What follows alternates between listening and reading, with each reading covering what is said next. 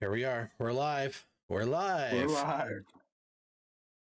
Welcome, everybody, to the Fish On podcast. Whether you're watching this live or the VOD later on, or listening to this on your favorite podcast streaming platform, thanks for tuning in. Tonight, we got a cool episode for you guys. We're going to talk about we're going to recap our ice seasons, all the three of us, and the three of us experienced something new this weekend past. We'll get to that in a little bit. But first, we're going to do some housekeeping. If you're watching this live, drop our YouTube video a like down at the bottom. Helps the video out. If you're listening to this on your favorite podcast streaming platforms, like I mentioned, give us a follow or like the video on your platform. More specifically, if you're listening to this on Apple Podcasts, leave us a review. Give us some stars if you like the podcast. It really helps us out. And that's about it, I think, right? Am I missing anything, guys? I think so. No, that's just about it. Those of you who are listening to us live, watching us live, how's everything sound? We'll see. Yeah, let us know. Let us know. Yeah, just let us know. Good to see you guys. It's been a while. It's been like 2 days, 3 days since I've seen you? It hasn't been that long. Yeah. We all got to experience something cool this weekend past. The three of us went to the first annual Peterborough Tackle Swap and Fishing Show, and it was just a great time. It was a great time. Incredible. Yeah, for sure. It was my first time experiencing something like that, and I'm definitely going to go next year. I can't wait for it. I'm already planning out my how I'm going to do it. Yeah, so already saving your pennies. Before we get into the tackle swap, I just wanted to say that it's just the three of us this time. We don't have any guests. Just me, Jeff. We got Adam and Ben with us today too, and that's it. You're just going to listen to the three of us. So, do we want to start off by talking about our ice seasons? Let's do it. Yeah, well, I think we kind of glazed over the Peterborough Tackle Show. No, we're going to get there. We're going to get there. We'll get back there. Okay. I want to start with our ice recaps because we're now into the end of the ice season. At least around the Kingston area. Obviously, we've got some guys up north that are still hitting the hard water, and they're going to be on there for a while. But down here in southeastern Ontario, ice season's pretty much over. There's a few lakes here and there that still have some good ice, but most of them are starting to melt fast. With the warm temperatures we've had and the rain that we've had and that we're going to get, that ice is very quickly going to start disappearing. So I've already packed up my ice gear. Bye-bye.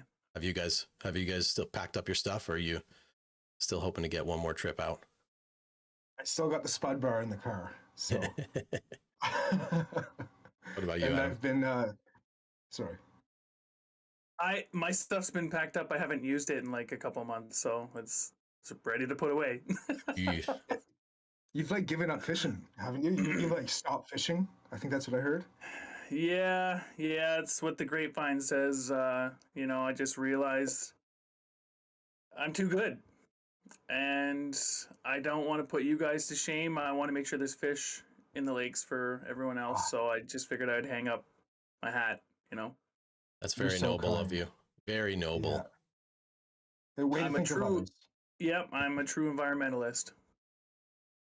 Yeah. Wonderful. Well, I've been hanging on a little tight to that spud bar lately because as this warmer weather's been hitting, the marshes have been getting a little soft. And I went out with Benny, my buddy Benny, just 2 weeks ago. And we were going through a marsh, and I went through about up to my pockets. So wasn't very deep, but deep enough, and it was just mud. It was super, super messy. So be careful in those marshes if you are getting on the ice. Watch out for underwater springs. About 3 weeks before that, I was on a lake drilling around, 16 inches of ice everywhere that I drilled. Walking off the lake later that night, I still had enough light, and my one leg went through the lake. I was in the middle of the lake. It's over 20 feet of water. I pull my leg up, and there's weeds and stuff all around the hole. I didn't take too long to investigate. I just got off the ice as fast as I could. So yeah, be careful. Underwater springs, marshes, it's unpredictable right now. Bring your spud bar or just don't go. think it's important to remember that this late ice should be treated just as carefully or even more cautiously as early ice. Just because, you know, people are going out onto lakes that they've been familiar with all season, lakes that have had like 10, 15, in some cases 18 inches of ice, and that ice is very quickly going to start deteriorating, and you might just be overconfident in the ice because, well, there was 18 inches there a couple days ago, and there might not be 18 inches there now. So at this stage in the season, it's really important to be vigilant with your ice safety. Have your spud bar, your ice picks, you know, be wearing your ice cleats and all that stuff. All your safety stuff that you'd normally bring with you on early ice, you want to make sure you have that stuff with you on late ice too. So let's change the subject, though. Let's get back to some fun stuff, like our goals. At the beginning of the season, we set out some goals here on the podcast, and we told the audience what we wanted to accomplish. Did we get there? How'd you do, Jeff? You wanted to catch a Laker, I think. Yeah, Pretty sure you did that, didn't you? that was the biggest goal that I'd set for myself for this year, and yeah, I caught my first Laker ever, but also my first Laker through the ice. And I have my buddy John to thank for that. Took me out to a spot, put me on a nice fish. Yeah. Oh, it was a nice one. Yeah. Yeah. Man, A couple, didn't you guys catch a couple? He had one that he lost.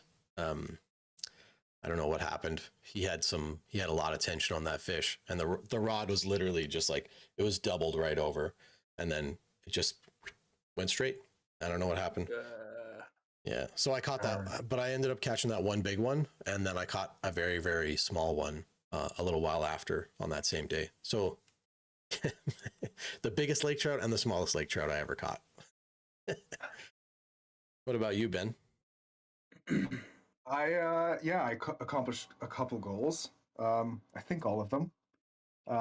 So I did some brook trout fishing in Frontenac Park. Hiked in with Maddie and met our friend Ken out there, a new friend that we met on Discord. And yeah, we fished for some brookies, and all day we got a hit first thing in the morning, and then all day it was just quiet until about 4 o'clock. And Ken decided to leave at 3:30.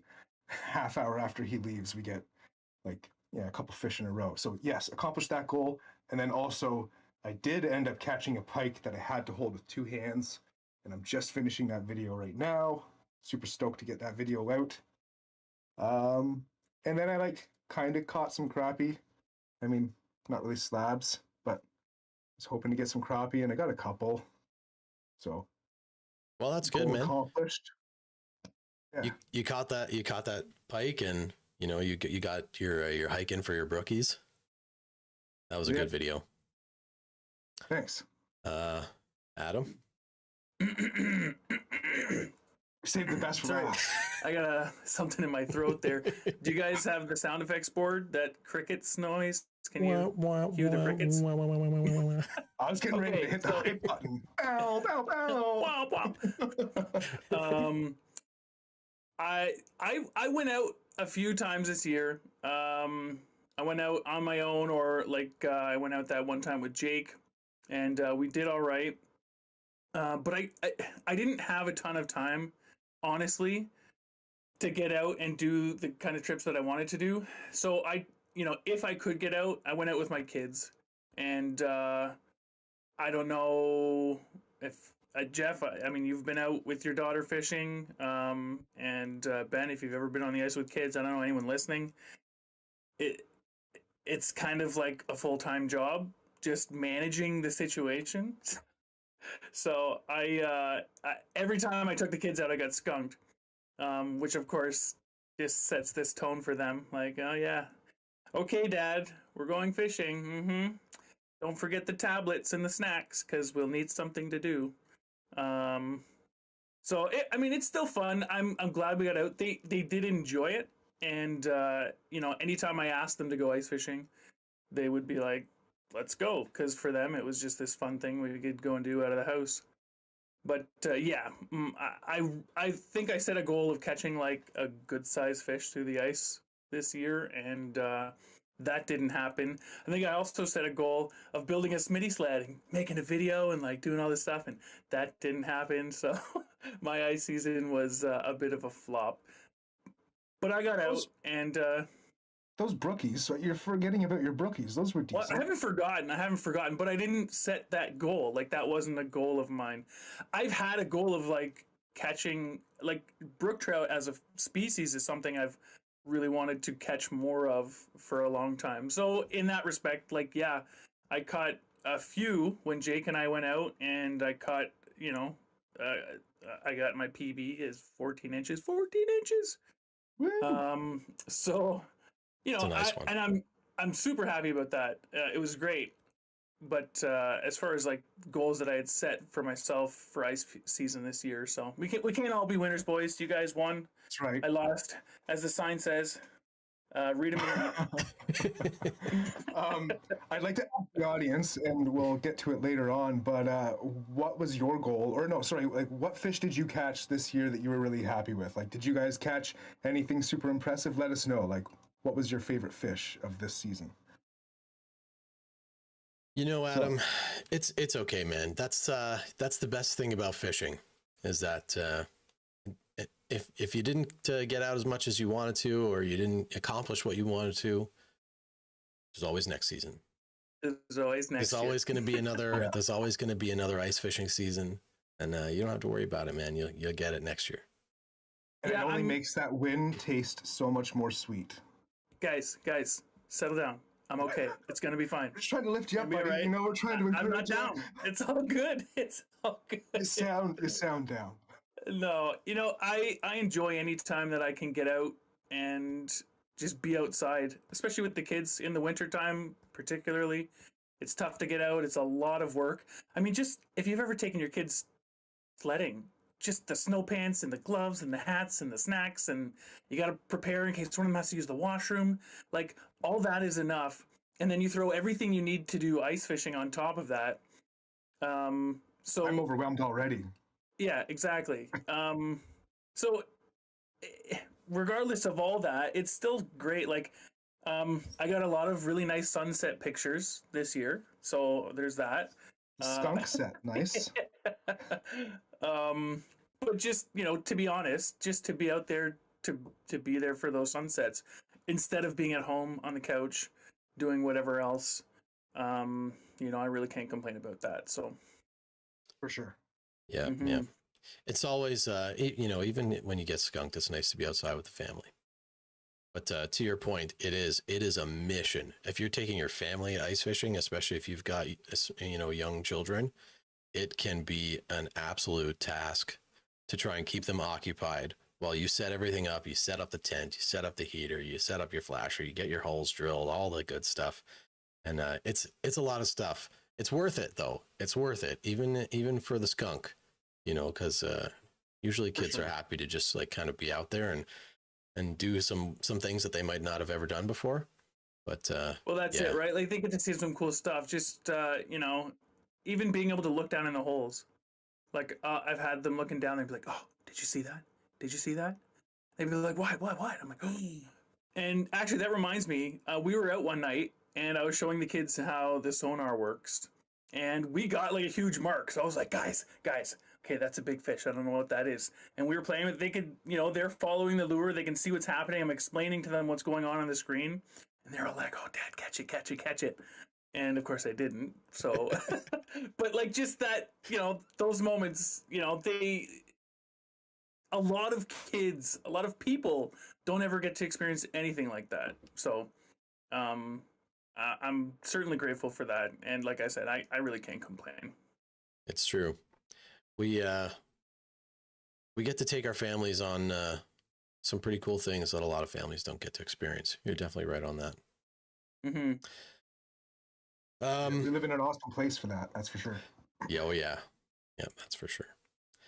So what about, I don't want to say regrets, but what's something that maybe you wish would have been different for this year for you guys? I mean, I think we know Adam's already. Do better.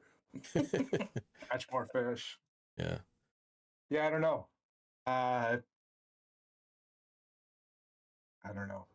Not be so lazy How about and fall drill more through holes. the ice left? Yeah. Yeah, fall through the ice less, but also not be so lazy and drill more holes, because I feel like I didn't do enough searching for that like optimum spot, like change in depth or change in bottom. You know, I was like, okay, I got a spot. This was my first year with that 8-inch auger, and if anybody has gone from using a 6-inch auger to using an 8-inch auger, you'll know that it's quite the difference. Somebody told me on Reddit that it's actually 78% more surface area. So when you're turning that auger, oh boy, there's a lot more to turn. Well, That's for sure. You didn't mention it, but I know because I'm in the same boat as you. Ben and I both have manual augers.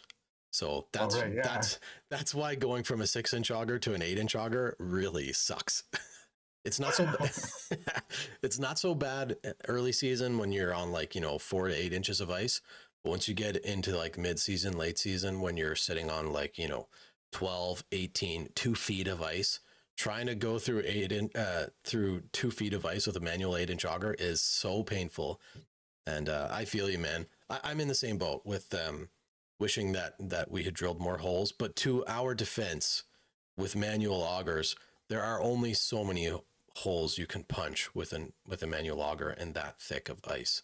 Like even when you and I were out, not too long ago, trying to get through that ice with all that even with all the water on top melting the top of the ice, there was still like, what would you say is like easily 16 to 18 inches of ice, easy. Oh yeah, right. Yeah, and it's like you do 2 holes and you're done. Like you don't want to do any more. Even if you were like built and like, had tons of energy, like even if getting tired wasn't the problem, it just takes time. Like the amount of time that it takes to punch more holes is like, it's a pain. Yeah. I did one season with a manual auger and that was it. I was like, no, I'm not doing this again. Yeah.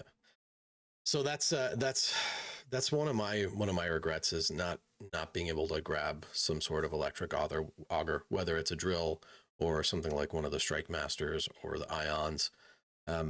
That's going to be a goal for me for next season. Really going to do what I can to try and get into one of those. I'm really just not interested in gas powered at all. Just because of the weight. Like I only have a Pelican Trek 60, and so I with the amount of stuff that I bring with me is I always bring way too much stuff, and to try and fit like a gas powered auger on top of all the other crap that I bring with me that most of it I don't even use, but with all that stuff is just a no-go for me. So something lighter, a little bit more easier to pack and drag around on my sled will be in the books for me. But those electric augers with the composite bits, like you could just throw those over your shoulder. It weighs like nothing. Yeah, they're really light. Yeah. Mm-hmm. I think the only fish that I didn't catch this year that I tried for a couple of times, I just couldn't make a connection with any, is a walleye. I didn't catch a single walleye. I didn't catch a single walleye this whole ice season, and it's not for lack of trying. Well, yeah, wally. Some people call them wallies, anyways. Good. It's great. Some people call them pickerel too. Yeah.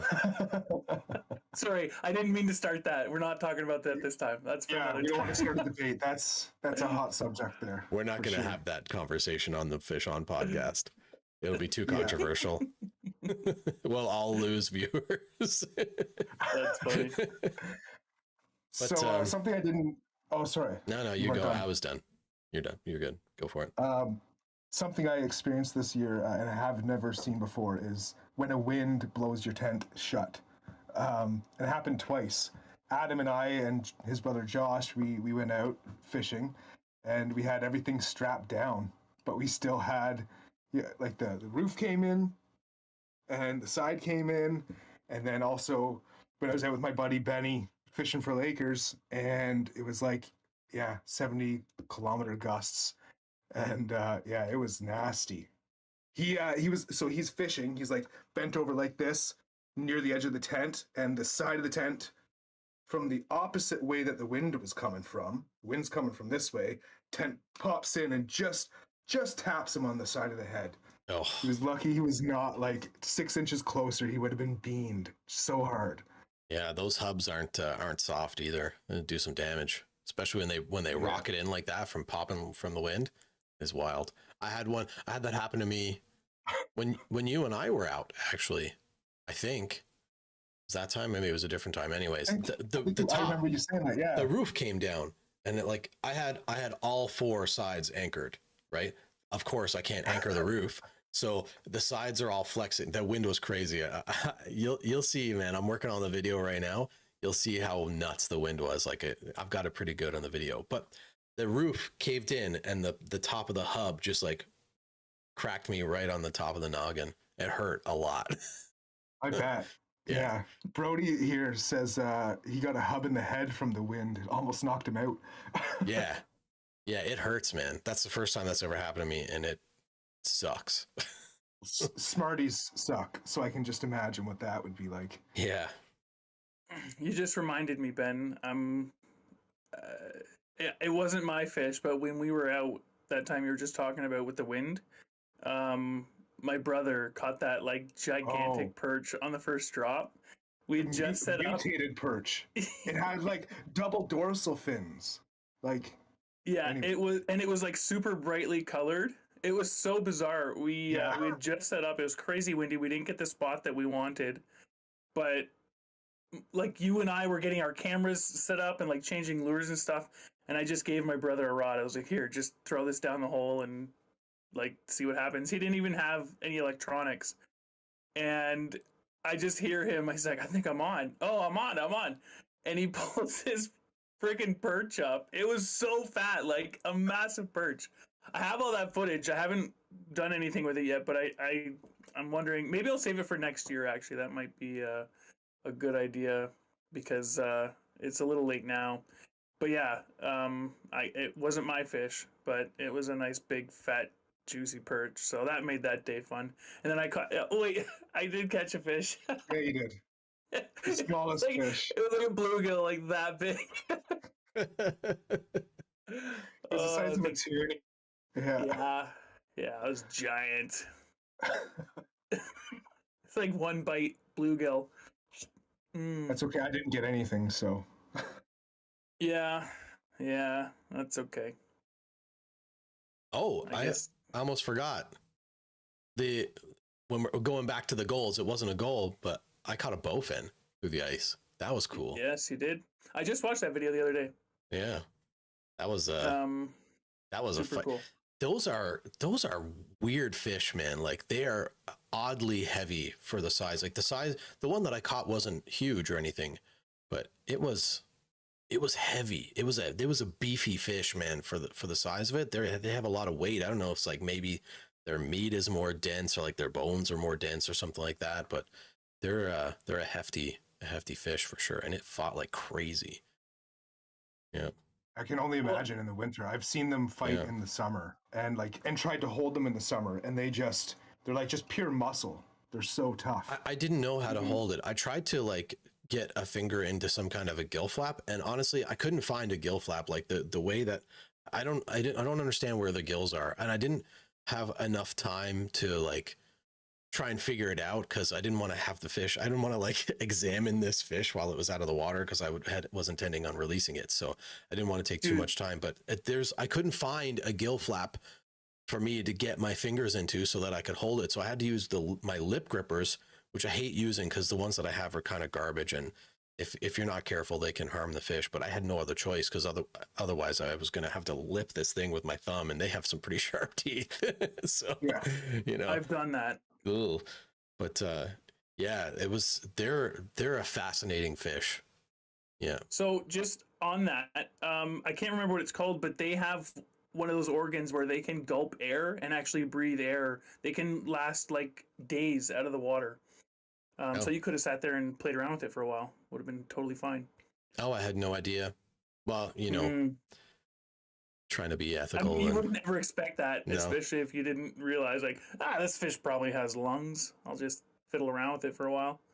But they can breathe air. That just adds even more to the fascination of them. That's crazy. I didn't know that. Did it grunt at you? I heard they make noises. I haven't heard. I don't remember. Was that your corn? Is that your corn? Is this how we're going to segue into the show? I think that's a good segue into the show. Are we done with the ice recap? I don't have anything else to add. Was there anything else that you guys want to bring up? Ben, you got a tent this year, but you didn't really use it all that much.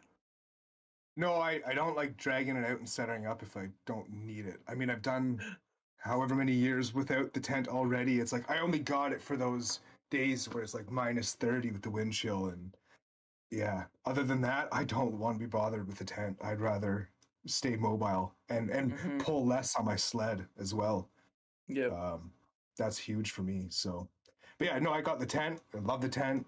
Wasn't expecting it, but we had so many days where it was -30, and I just found myself chickening out at home and just being like, okay, enough's enough. I'm gonna get the tent, and yeah.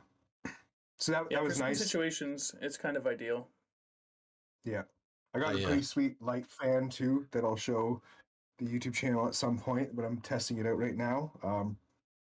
Pretty sweet battery operated fan that is awesome. Like, it's awesome having a fan to spread that heat around. Is it the base camp? Having to like, I don't know what it's called. It's like an Amazon one. Oh, okay. It was hard to find and had to sort through a lot of fans and a lot of reviews trying to find this one. But I have the Outbound. Outbound is the Canadian Tire brand one, I think. It works okay, but it takes D batteries, and those are a pain in the butt. Yeah, they're big and heavy, and internal battery. It's got 10,000 milliamps. Yeah, that's way better.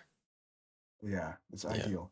I pretty much, I think I only used the Canadian Tire brand one once this year, and then I didn't even bother bringing it with me because it just, honestly, the light in the fan is not a non-flickering light, and I didn't realize it until this year.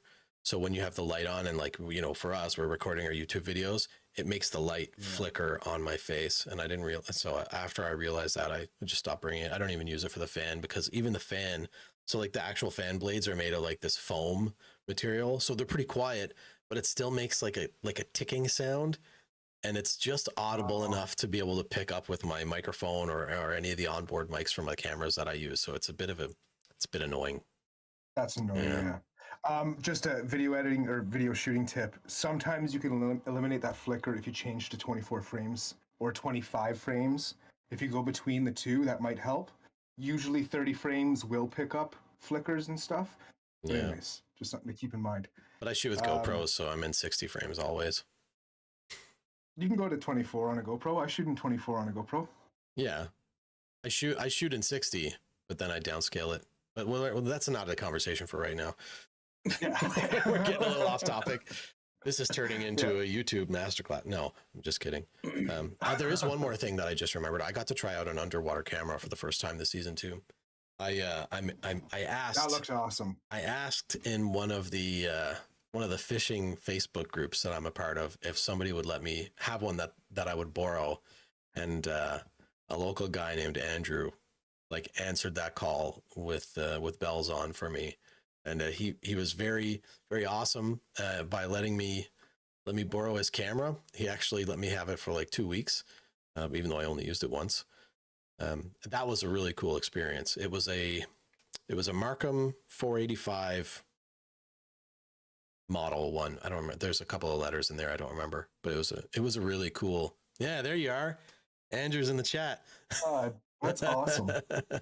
Yeah. So first of all, two things amaze me about that. First of all, that you asked the internet, hey, do you have this expensive piece of equipment that I could perhaps just like borrow and like take out ice fishing? For one, that's got some gall on you, so good for you. And for two, somebody answered that call and lent that to you. That's incredible. Yeah, that's awesome. That's a community right there. And I had, and you know, not to bash any fishing groups, but some of the fishing groups out there are really awful. First, toxic. Very, I don't want to use the word toxic, but there are some bad people in a lot of those fishing groups, and the local one that we have here in Kingston is just really great. It just is.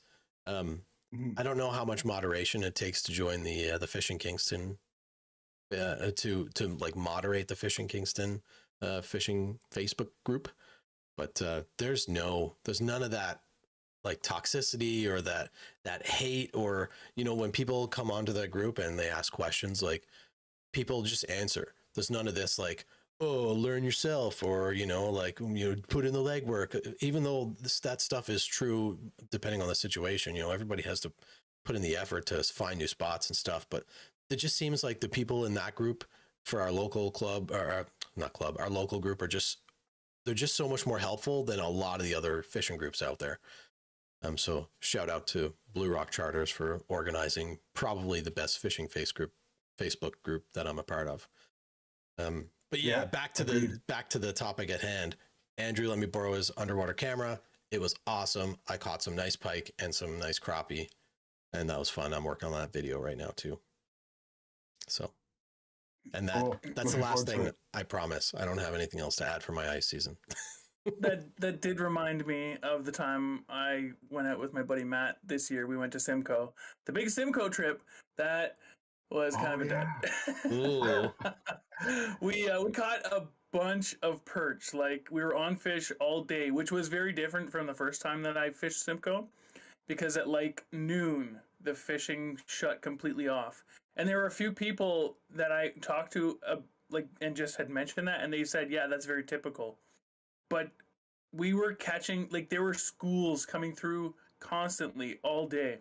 So it was fun. We caught, 100 fish, and we were using a camera. So that was also a ton of fun. Just watch. Like, perch are hilarious, dude.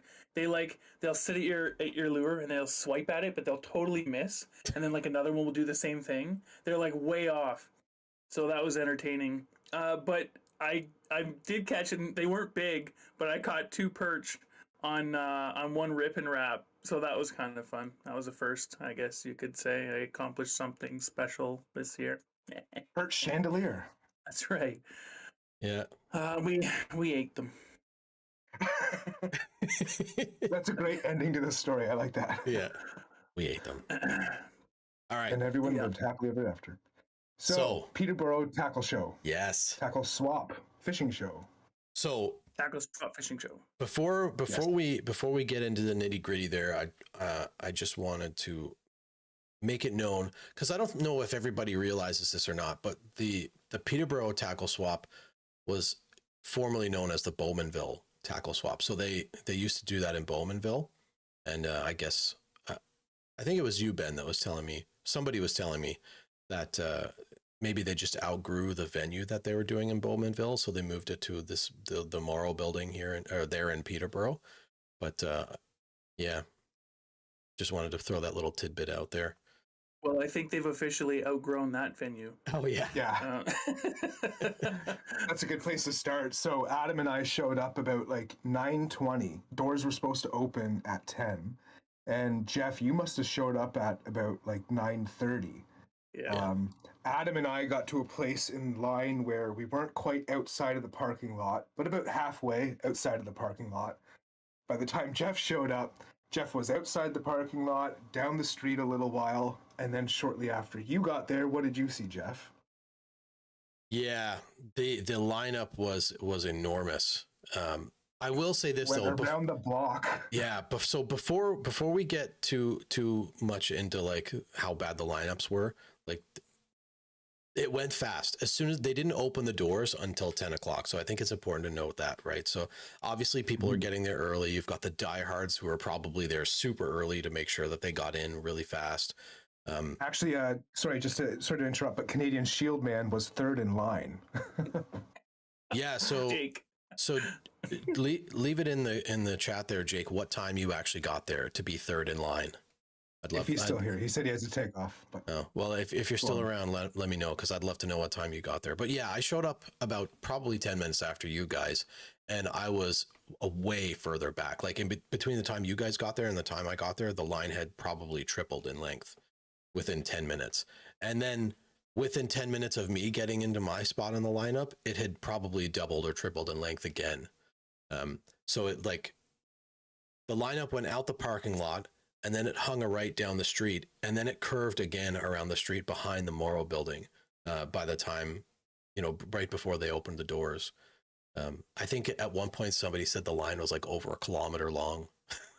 which is like crazy. Awesome. It's awesome for the organizers to see that much engagement and to see that many people that want to come to the show, especially for the first annual Peterborough tackle swap. Like that's such a good indicator that, you know, that show is going to continue on for years to come, especially with what a great job they did. And all the vendors who were there that did a great job. They set up wicked booths. Everything was so cool. Yeah. But, so did you see the post? The organizers did say that next year they're going to try and find a bigger venue to accommodate more people, and it's just going to get bigger and badder. So save your ducats and get ready. Yeah.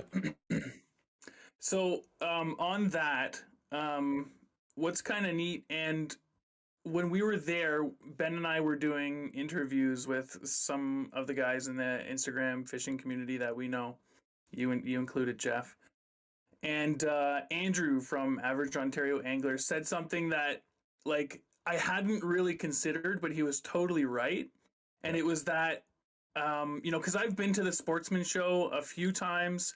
I've been to other trade shows, and it's usually kind of this smorgasbord of, like, you know, everybody who can sell whatever they're selling there. Anyone who can show up to sell their products will, right?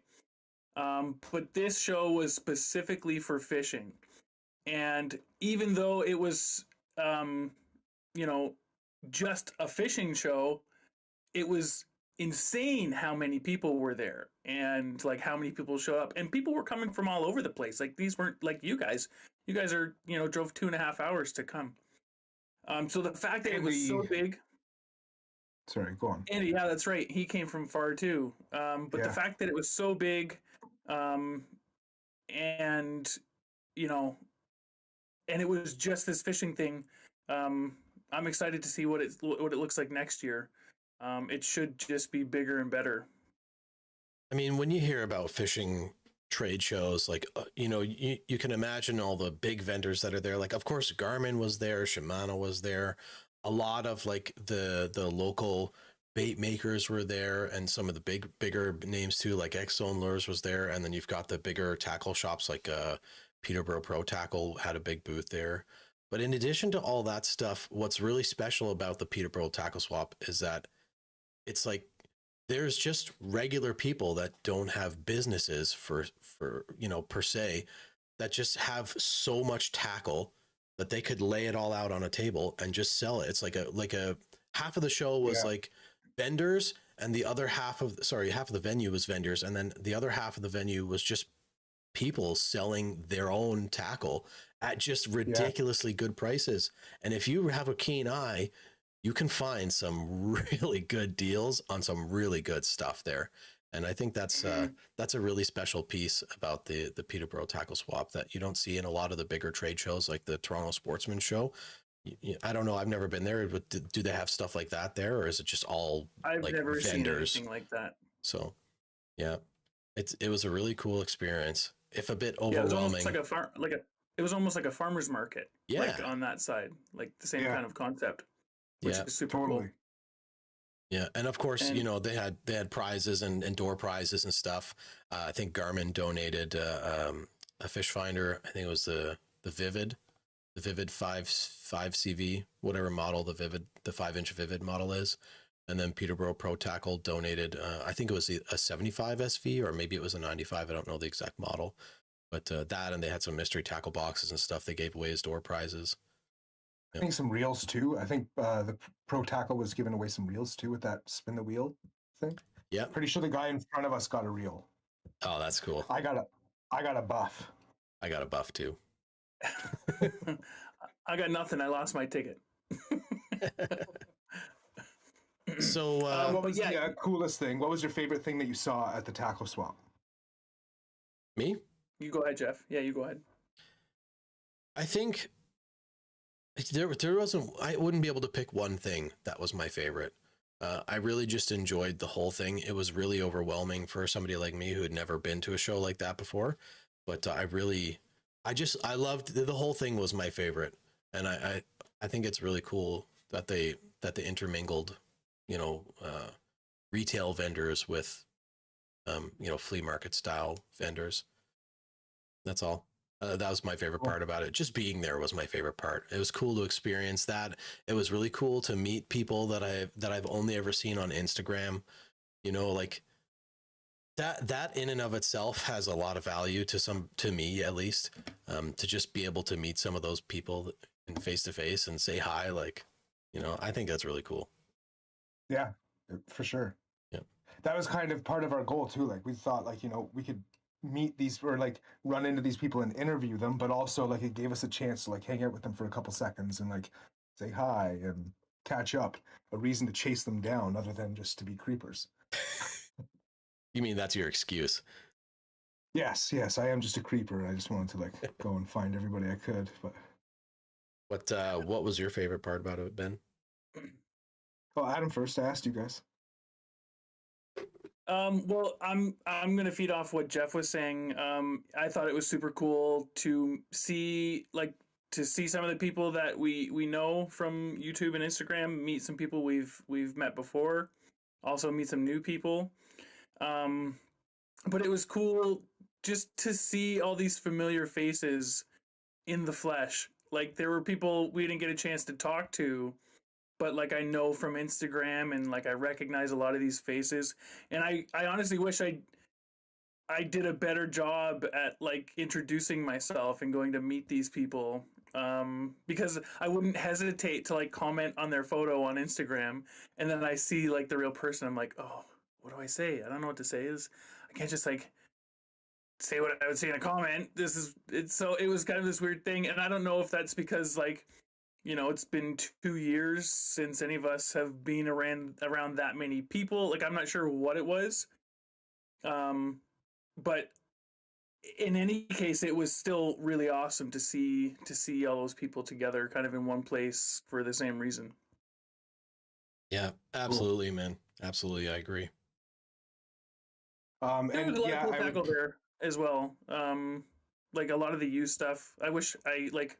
Well, no, I don't wish I had brought more money to spend because that. But I guess I'll say I wish I had so much money that I could have just bought everything that I wanted there because there was a lot of really cool stuff. for sure. Yeah. Yeah. What about you, Ben? I would agree with the like, of course, you know, seeing everybody there, all the different people, and just knowing that like everyone around you enjoys fishing, whatever species it may be. There's just something that's cool about that. It's kind of like going to like a metal festival. If you've ever been to like a music festival, there's something a little bit more special about a metal festival because it's a bit more niche, I think, a little bit more like outside. Anyways, when you're there, you just know that everybody there is like into the same kind of thing, and it's just like there's a cool vibe there. But I really enjoyed seeing all of the different musky baits and the musky tackle because you don't see that in most tackle shops unless musky's very prevalent in the area.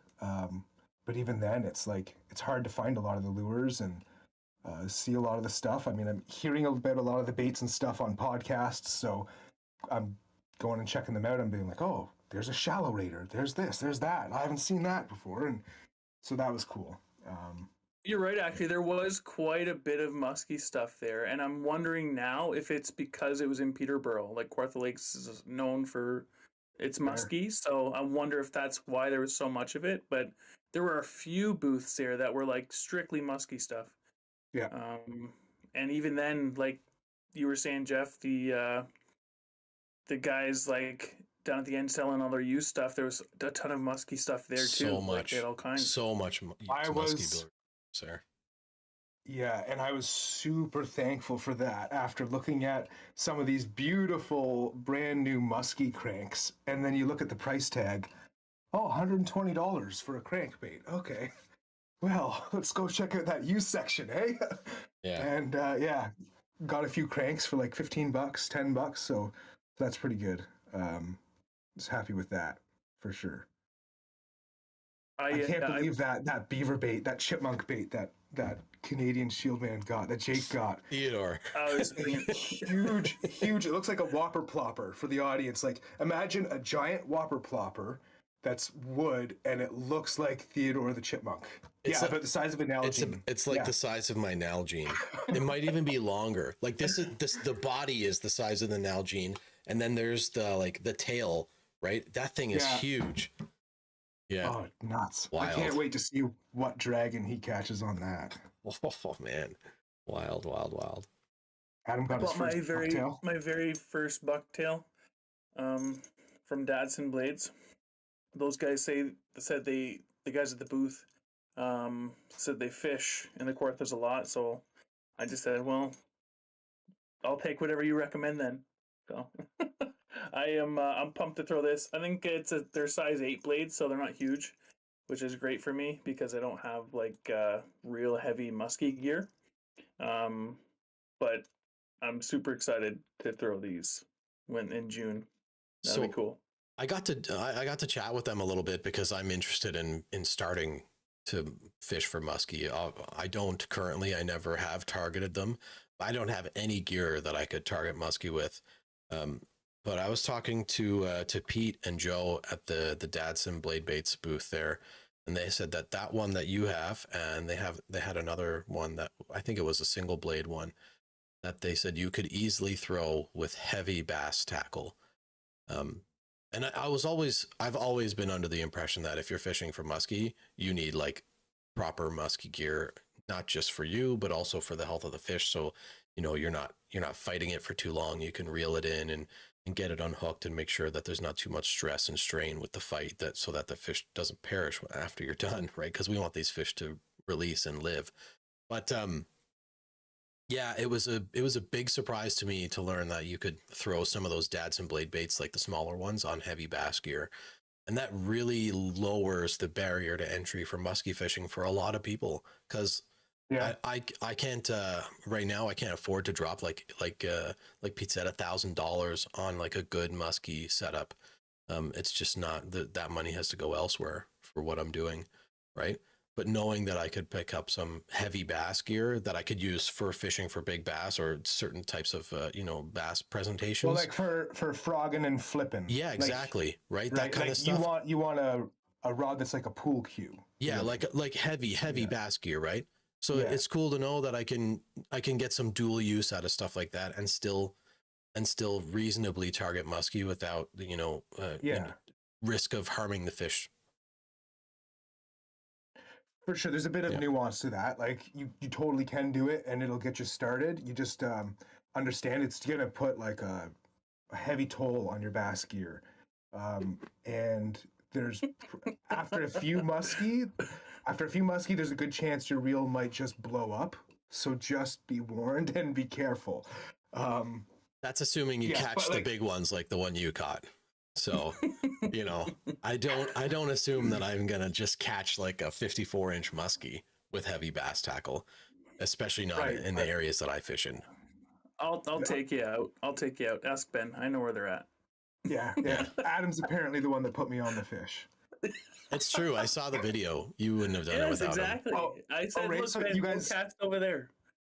You guys didn't notice the fact that like Adam was nowhere near me and I had to like call him over to be like, hey, I found the fish. It's over here, not where you went. He just wanted to make sure you got the full experience, okay? That's right.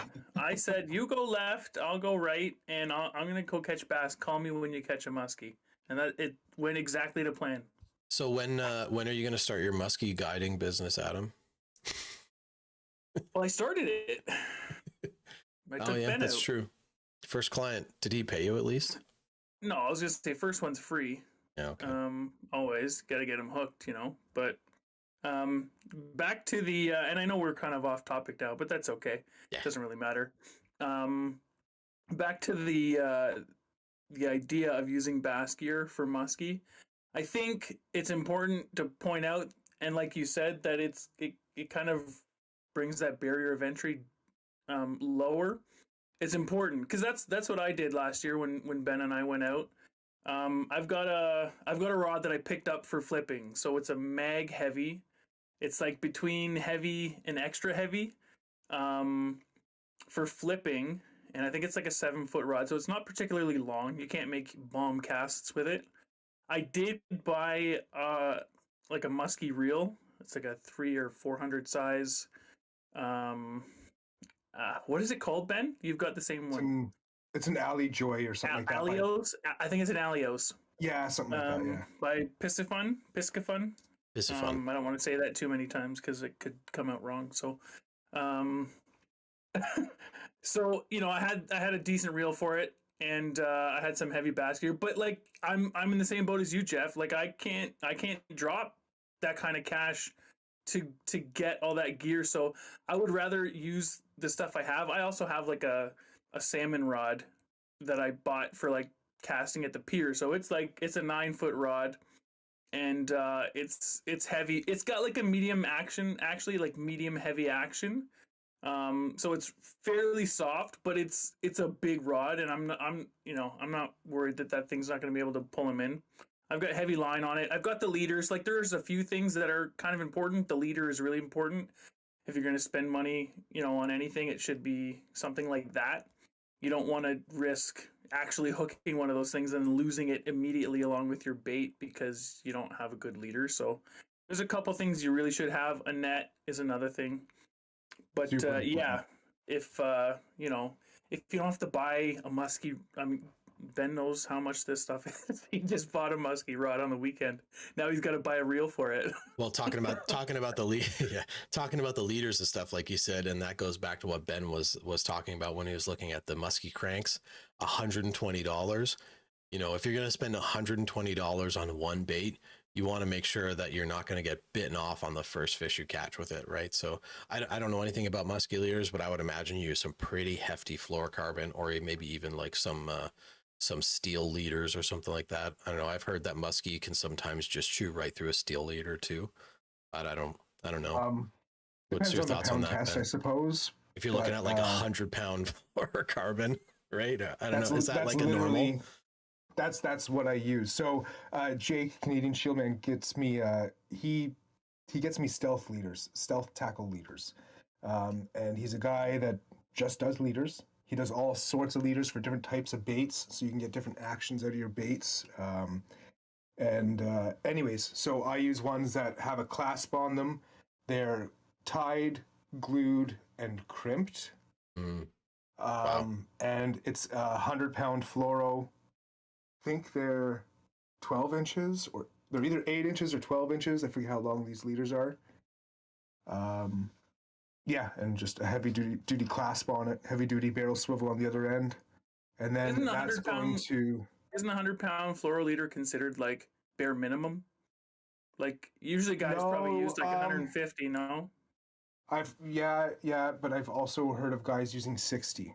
If they're trying to get a different action out of their bait, they want the nose of the bait higher. They want the jerk bait to perform differently. They may use down to 60 potentially, but they're checking that line with every fish, right? Mm-hmm. Or even switching that leader with every fish. And then, so the leader, I have that going to 90-pound braid, barbarian braid. So let's go back to what you got, Ben, because Adam mentioned it at the show. Oh, yeah. So I got a Mojo musky rod, which I totally got ready for the show here. So super pumped on this. I got to get a reel for it, though. It's an 8'6" telescoping rod. So it collapses down to 7 feet so it can fit in my little car. And yeah, my other rod is a 9-foot. So I wanted to get a different size, especially being in the kayak. I don't necessarily need a huge rod like that, like a 9-foot. So I wanted an 8'6". I also wanted telescopic, and I wanted something that wasn't extra heavy like my current rod. So when I walked in and the guy said, "I've only got 2 musky rods left, 40 rods sold in 5 minutes." I'm like, "Okay, what do you got?" He's like, "Telescopic, 8'6", heavy." I'm like, "Well, there's my girl. That's the one right there." So yeah, I was gonna try and barter the price. I'm kind of kicking myself in the butt for not. Probably could have got it down to $250 or maybe $225. It's funny you say that, because I was watching the video, and as I thought of it, I'm like, he didn't even try and bargain with that at all. He just took it. And get this, when I asked what the retail was, he said $350, and I said I'll take it. He didn't even know what rod I was talking about. So both of them apparently are $350 retail, but for some reason that one was $275. The other rod was $250, but who knows? You Used know, rod. It was thrown 6 times, he said, or used 6 times, just as he was waiting for his gear to come in for a tournament or something. I don't know. that was But something that was something I was I thinking saved money. about when I was there, and you brought it up actually, both of you. Um, Not so much for the retail vendors, but from the used vendor side of things, I wasn't sure what the etiquette was on trying to bargain for a price. If that was a thing that Right. you did at a show like this, or if you just kind of like accepted the price as is, like you would if you were to walk into any retail store. I mean, if you walk into Canadian Tire or Bass Pro or Cabela's or whatever, you know what I mean? You don't go in there and be like, I see this package of lures is $8. I'll give you $5.50. They'll be like, get out. Fair. Like, you know, I- I didn't I know wanna if know what I the didn't know if audience that was would proper do. etiquette at a show like this or not. So I left it. I didn't bother trying to barter with any prices. What does the audience think? I'd like to see what people think. Would you walk into a show, a fishing show, knowing that there's used baits and vendors selling warranty or used rods? Would you barter the price with them or not? I want to see what everybody else would do. Guys, Personally, I would have, like in retrospect now, I would have. You Yeah. know? It's used stuff. It's used. Worst case Yeah. scenario, they say no. Yeah. So Yeah. absolutely, like it's the price that they're setting is completely subjective. There's nothing to gauge what the actual value of a used item is besides how much somebody wants it. So absolutely, you barter for a used price as far as I'm concerned anyways. And you know, I didn't think of it at the time. I probably couldn't even have remembered my name if someone asked me at the show. My brain was literally spinning. So to be like, oh, Ben, why don't you try and get a better deal on that? Like it probably didn't cross your, it obviously didn't cross your mind either. It was like, and you know, there's only 2 rods left. You were there for a rod. It was still a decent deal, and it was kind of what you were looking for. So I was like, yeah, I'll take it. I didn't end up purchasing anything from any of the used vendors. I did get, I got 2 spinning reels, not reels. I got 2 spinning rods from Peterborough Pro Tackle. I had 2 rods that kind of busted on me. One was when we went and hiked into Frontenac Park for our brookies. One of those quantum rods that I have that I loved. They don't make them anymore, so I can't even buy a replacement for it. But I don't know what happened. When I was fumbling with that fish and I dropped my rod, or it got flopped around a little bit, one of the little nylon inserts at the tip of the rod got broken off. So like the eyelet is still there, but the little nylon insert is gone. It was nowhere to be found. So now it's just like a metal ring, and I was afraid that was gonna cut my line eventually while I was casting, or if I was like, you know, reeling a fish in that was pulling on that metal ring with the line with the fluorocarbon that I use. The other one was another quantum rod that I had snapped while I was fishing. So I got a medium action rod with a fast tip and a medium light with a fast tip for some finesse. Have you considered getting that rod repaired? I might. I still have it. I didn't throw that rod out because it's just one eyelet, right? That just needs the nylon insert. But I don't know. I've never every fishing reel and rod that I have all been bought as combos from Canadian Tire.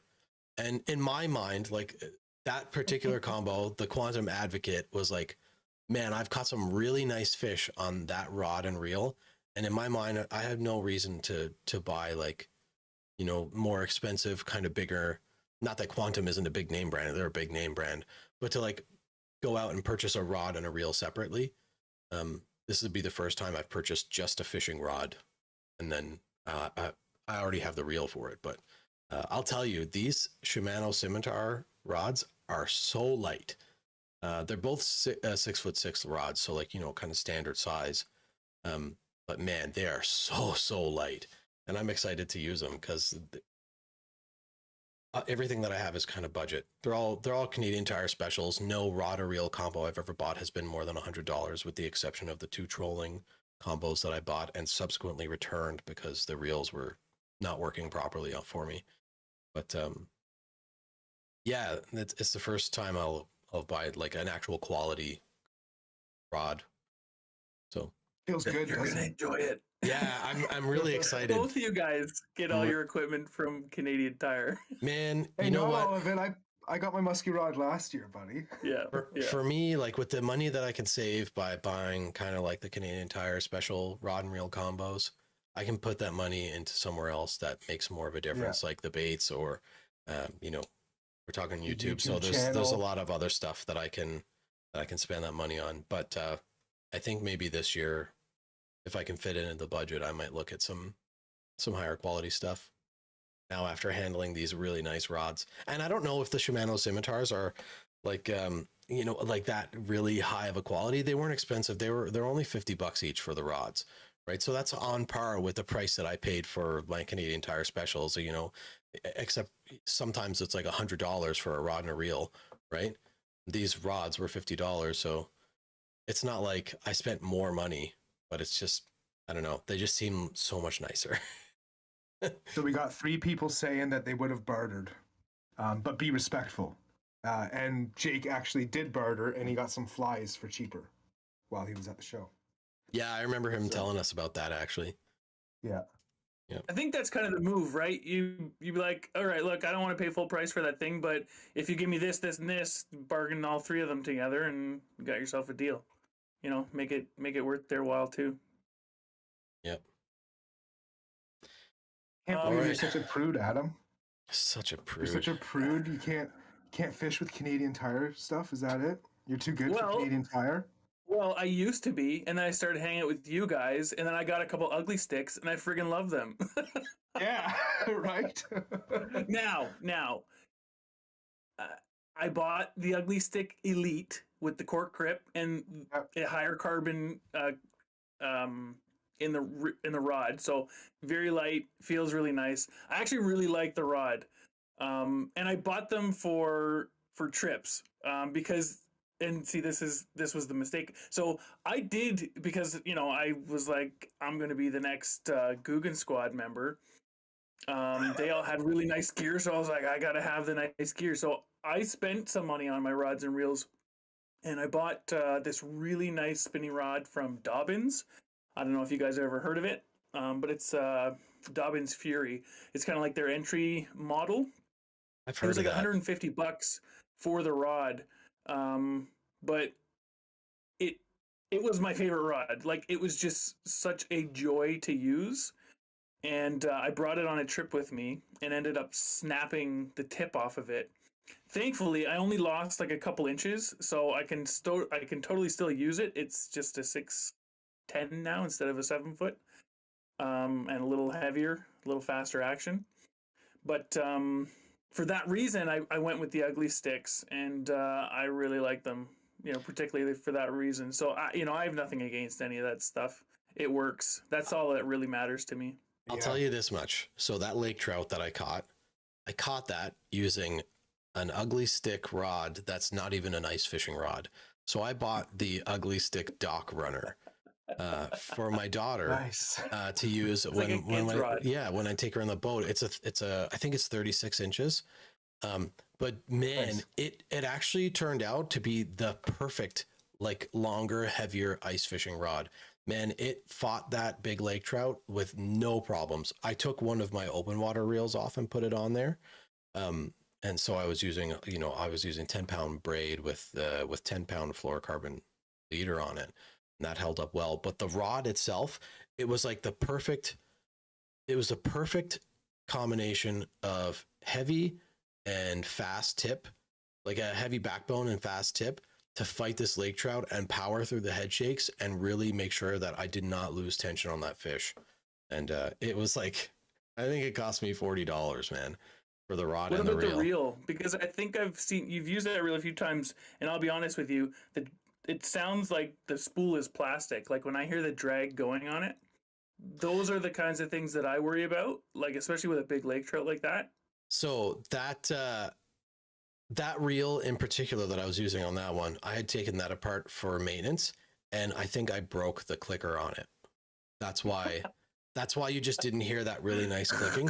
But the drag on that, I mean, okay, so to be fair, when I bought that particular reel was the older one. I have two of them, and that was the older one. The newer one still has that really nice clicker. You know what I mean? Ding, ding, ding, Yeah. ding, ding, ding. But yeah, I messed up the clicker on that one when I was. So here's a little tip, and I wanted to talk about this in a video, but I'll do it now. When you're packing away your gear for the season, whether it's open water stuff or your ice fishing stuff, loosen up the drag on all of your reels before you store it, and that will help to not compress the drag discs. Because that's what happened. I had the drag really cranked down, and the next year the drag was all messed up, and when I took that reel apart, I think I broke the clicker by accident.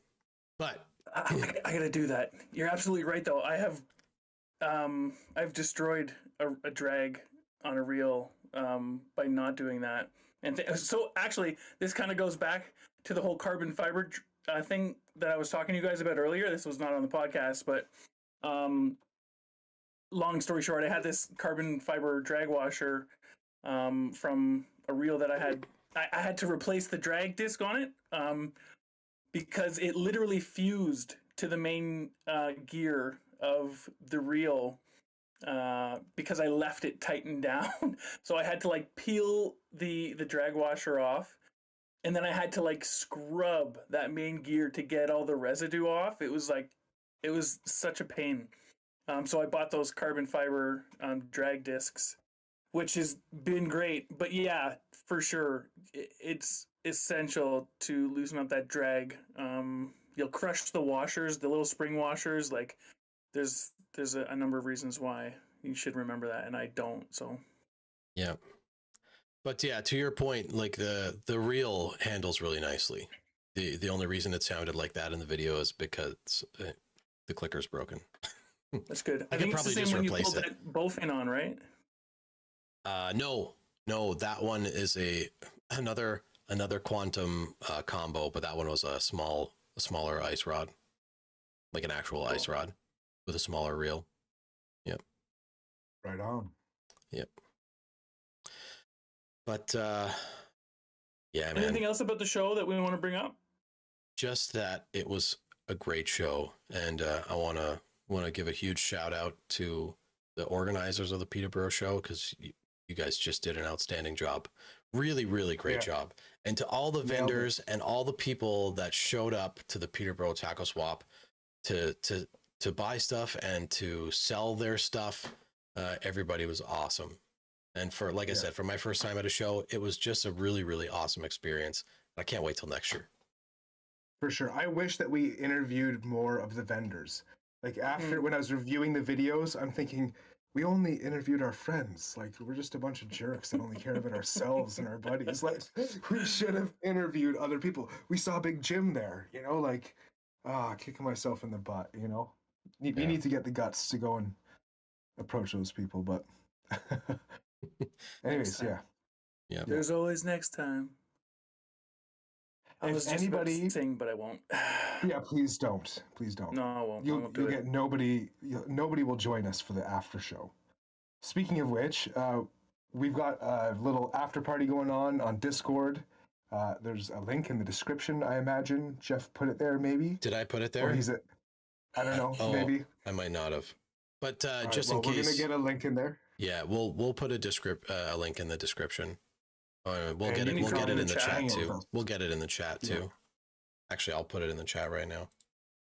I'm trying just 1 second. Where do I find that invite? I got it.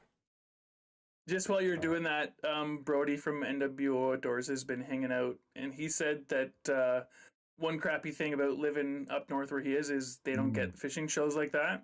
He said their outdoor show has 5 fishing booths and 75 insurance booths. Jeez, 75 insurance booths. That's rough. It's kind of, I mean, the Sportsman show is kind of like that. There's just like travel booths everywhere. So like all these travel companies, it's like they're just handing out brochures, and it's like, I guess if that's what you're looking for. But this is like the Sportsman show. It's supposed to be like boats, hunting, fishing. Like, I guess, you know, Florida is outdoors. I don't know, like whatever. But yeah, that's what made this fishing show kind of special. It was all fishing stuff, no fluff. Yeah.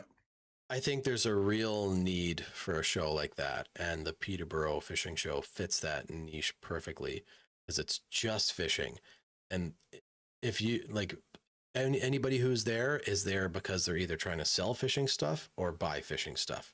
There's no one else there, right? It's very very targeted towards anglers, and I think that's awesome. For sure. Yeah. But I don't know. I don't have much else to say about the show other than how awesome it was. You guys have anything else? Looks like Ben's picking his nose. I want to say that if you're watching this or you're listening to this and you're thinking, "Wow, this show sounds like a lot of fun. I wish I could have been there." Well, we all put out videos from the show, so if you want to watch them, they're on our YouTube channels. Check them out because they're a lot of fun. That's true. It's true. I almost forgot. Shameless plug. And I just want to say this one thing too. You mentioned the post that the organizers made, Ben. In that post, a lot of people were really complaining about the lineups, and I just want to say that, like, if you're thinking about going to the show next year and then you read that stuff, don't let those people dissuade you from going to the show, because the people who waited, I mean, I can't speak for the people who showed up later on in the day, but the people who waited a really long time in the lineup at the very beginning is because people got there early before the show started. So if you don't want to wait in the lineup for 2 hours, get there early, or wait until a little bit later and go after the big lineup is gone. You have to just be cognizant that, the organizers are doing everything they can. They can only work with the space that they have, right? So be patient, and it's definitely worth it, even if you have to wait a while. What is it, Adam? They had a separate line for people who brought food donations, which put you like right at the front of the line. So maybe next time they're going to do that. Remember that for next time. That's true. Food donation. Yeah. And which is a great idea, by the way. Like, what an awesome idea to get people to bring non-perishables. Yeah. You get to the front of the line. So even if the only reason you brought a food donation was so that you could get through the line faster, it still served a wicked public service, and it helped people who really need it. So even if your motives were maybe not noble, the result is community benefit regardless. So that's awesome. There was a family right in front of Ben and I in line, and they were digging through their backpacks like, "Oh, we've got a couple bear paws and some granola bars. Does that count?" No, that's not a non-perishable food item. They were joking, but it was funny. One of the people that were in front of me, when somebody was walking up and down the lineup, and they said they were going to find people who had items that were visible, and they were telling them that, hey, you take this food and you can skip the line, kind of stuff, right? And as a couple of people were walking up past us towards the front, there was a group of guys in front of me. One of them was joking like, "Hey, I'll give you $50 for a can of beans," or something like that. Yeah, it was funny. Okay, boys, what do you say? Party time? I think it's party time. Let's wrap it up. We're going to wrap up the Fish On podcast for today, episode 6. I wanted to thank all of you for tuning in live, or making it through the end if you're listening to this on your podcast streaming platforms. We really enjoy having you guys with us, especially the live audience. It's really awesome to see you guys while we're doing this live on YouTube. So if you're listening to this, on your podcast, whether it's Apple, Google, or whatever you're listening to, please consider watching us live on YouTube, because it's a riot. But that's it. Some stuff gets edited out. There's some stuff you don't hear in the podcast. It's true. When I edit these for the audio versions later, you miss a little bit of it, because it doesn't. Some of the live stuff doesn't really converse well to the audio only portions. What is it, Adam? On that point, yeah, the last time we started a podcast, I started off by cursing. So if you watch live, you would have seen that.